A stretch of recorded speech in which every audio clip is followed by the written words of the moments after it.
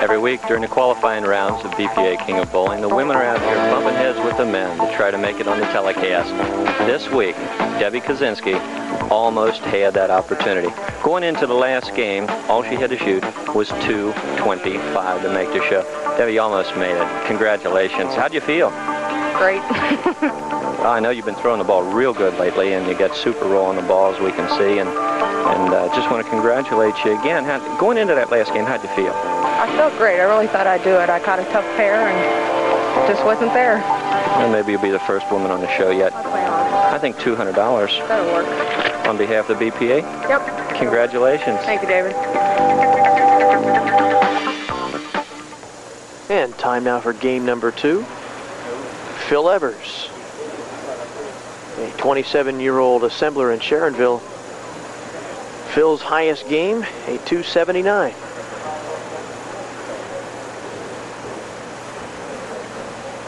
And his average 201. Started bowling at the age of 16 at Seymour Lanes. He's got a couple 700 series to his credit. And starts with a solid strike. Not bad for the first time ever on the BPA King of Bowling television show. What's the difference, Dave, in a guy who has never been on this show? Is there an advantage, obviously, to the people who have been here before? Not necessarily, Todd. It all depends on their mental disposition. Some people, television cameras and crowds, they won't bother them at all. Other people, when they're bowling in league, are great, but you put them in front of a crowd and they tense up. So it's all in your mental disposition. Well, I don't know if Kerry tensed up there, but he left 5 big pins. Well, he threw that ball noticeably quicker than he was throwing in the first game. The more speed, the less hook you get. He hit his target, but he threw it harder. Going to have to try to put his ball between the 3 and the 5. And leaves the 10. Went too heavy through the 3 pin, causing the 6 to go into the channel. Let's pick it up here on the replay. Now, the ideal place to put this ball is right between the 3 and the 5. As you see here, he goes too much of the 3 pin. Drives the 6 pin straight to the wall, missing the 10. Starting out with an open, it's a tough way to start.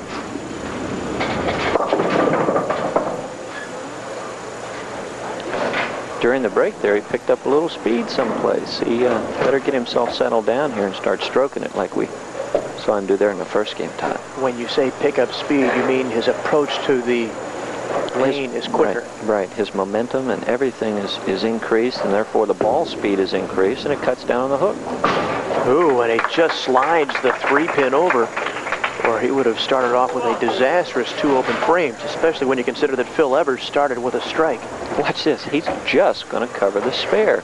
The ball right here, skidding out. It's not going to hook as much as he figures, and he is just, by a fraction of an inch, make the spare.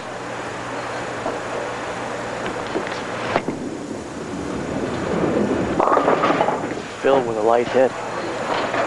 Leaves 4 pins. Phil leaves what's known as the bucket. 2, 4, 5, 8. The spare has to be covered by putting your ball either directly on the 2 pin, just slightly to the right of it, and then hooking through to get the back pin. It's a tough spare to make. A lot of people can chop the 5 off, or do this. And Phil Evers is open in the 2nd frame. That's the other way you can chop it. Let's take it here, look at it here on the replay time. Now the ball's going to skid out. Now right here it should start to hook and come back, but the 2 pin is going to miss the 4. The ball is going to deflect just enough to leave the 8.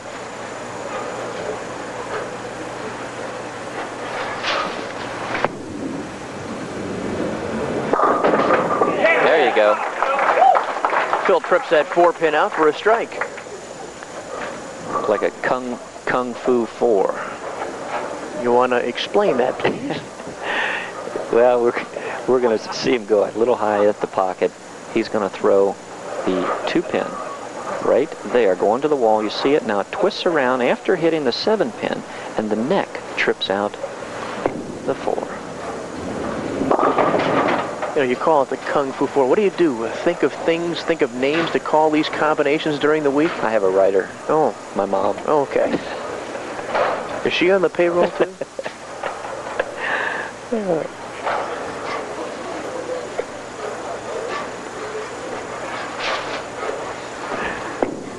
Look out, Kerry. Boy, you saw that one coming. Yeah, he started the ball over there too soon. Both bowlers stumbling, coming off the starting blocks. 11-pin advantage for Evers. This is a you take it, I don't want it game. Kerry Logan knows that if has any intent of winning this game, he better start striking.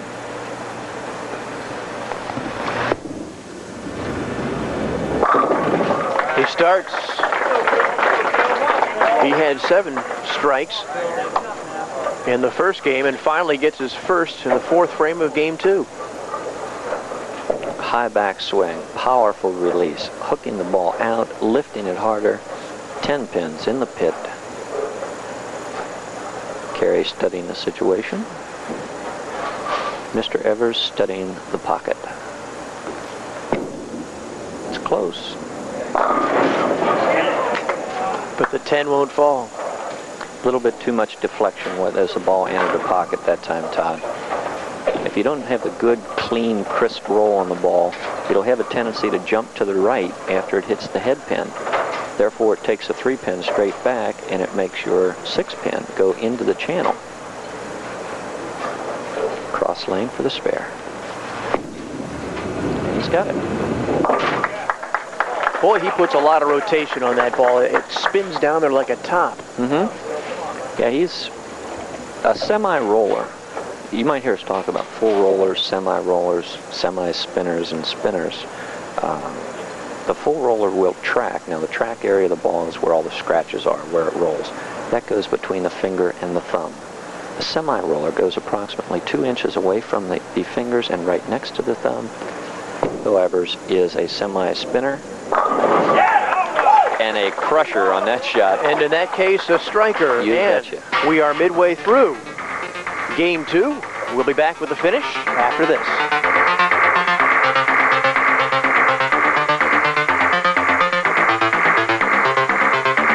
Kerry Logan trailing in this game by 11 pins.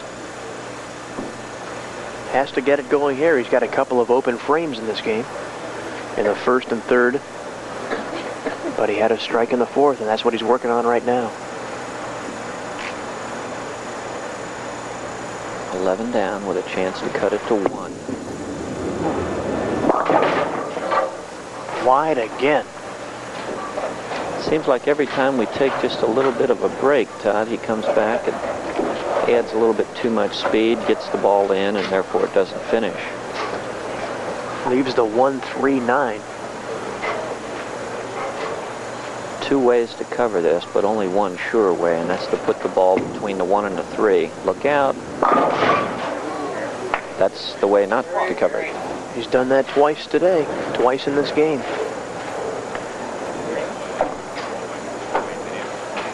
Let's watch it here from the front and then from the pit. We're going to see the 1 kiss into the 3, and both of them go right around our 9-pin. That's the way to recover and come back. What's Kerry telling himself right now? Well, it's a very difficult way to start a game. I mean, you've got 3 opens out of 6 frames. You have to be thinking, what am I doing wrong? You just have to sit down, analyze it, make the correction, and come out. Fortunately for Kerry, his opponent hasn't run away yet. He's 23 pins up at this point. Mr. Evers has a chance to expand it to 33, but Kerry's on a strike working. That's close. But no cigar. He leaves that 10-pin. Opens the rack up again. 9 pins, clearing the deck. 1 pin remaining, the 10 again. Too much deflection as the ball enters the pocket.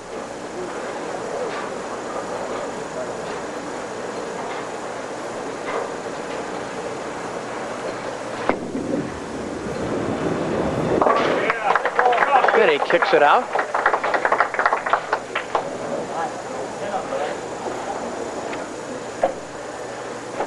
Phil is doing quite well for his first time here on TV.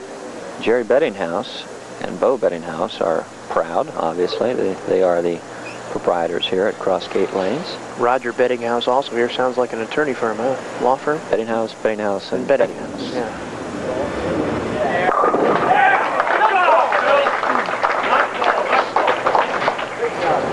Excellent shot here. Let's take a look at it, Todd. Fantastic. Opens this rack up. What a can opener he throws here in a crucial situation. Watch this. The pins just split in half. Perfectly played. Super execution. Carries closer, but not close enough. Still having difficulties. Right lane is really a menace to him at this point. He better figure it out and make an adjustment right now, because he's going to be coming up on the right lane in the all-important 9th frame. He has opened on that right lane in every frame in this game. Try to get the 369 right here, and does not. Exactly the same thing last time. Lane 10 is not Kerry Logan's lane today. Look at that. Every other frame that's on our right lane, he has an open frame. You know, Todd, a lot of times we talk about the subtle differences between lanes when we're watching the show or when you're bowling. They are subtle differences, but after a while it becomes a mental thing. You know, geez, every time up on the right lane I've opened and you make a bad shot. Now, you can't blame that on the lane. You've got to look at it, deal with it, and execute. Going to tighten the shoestrings there. Maybe that'll help. The BPA All-Star Travel League is bowling today at Stumps and Hides lanes for the boys division and Stone lanes for the girls division. That's today.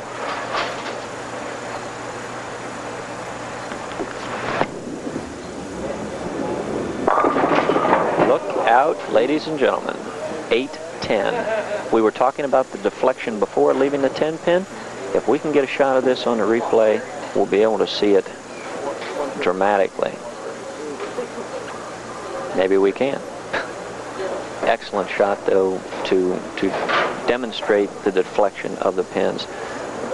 The 8-10 is created when you do not roll through the pocket. And in this case, it's a breath of life for Kerry Logan.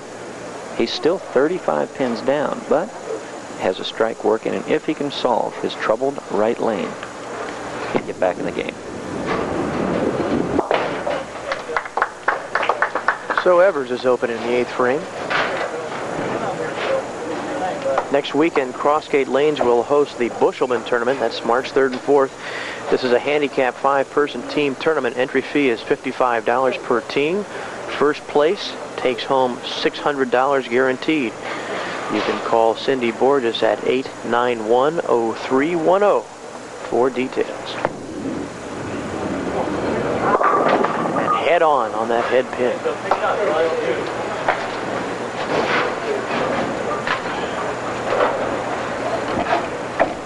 Phil is still in a position at this point to strike out in the 10th frame, and no matter what Kerry does, he cannot win. But Kerry has, I mean has, to strike on this next frame.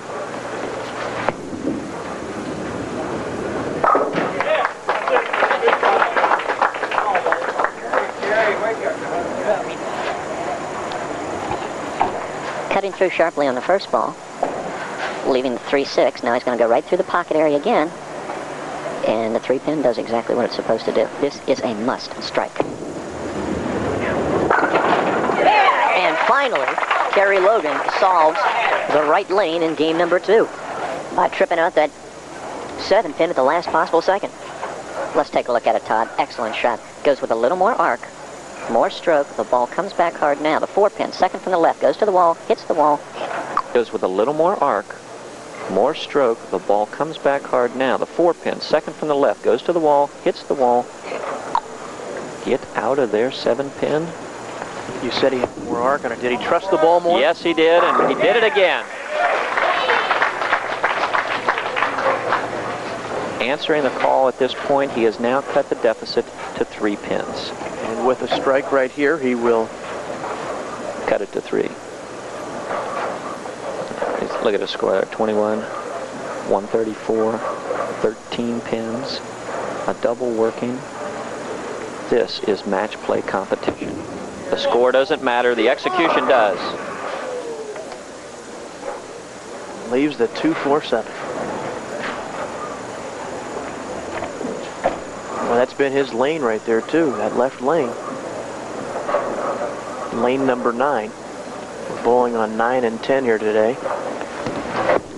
Now, what Kerry has done, regardless of what he did just there, is to force Phil Evers to mark. He has to mark to win. On the spare here, even though it's not all that important, you can see his ball still not getting up. Having a little trouble there on the back ends, Kerry. Now the ball is in Phil Evers' court. Any kind of a spare will win this match. That's the best spare I know. Yeah, those 1-ball spares are always good, aren't they?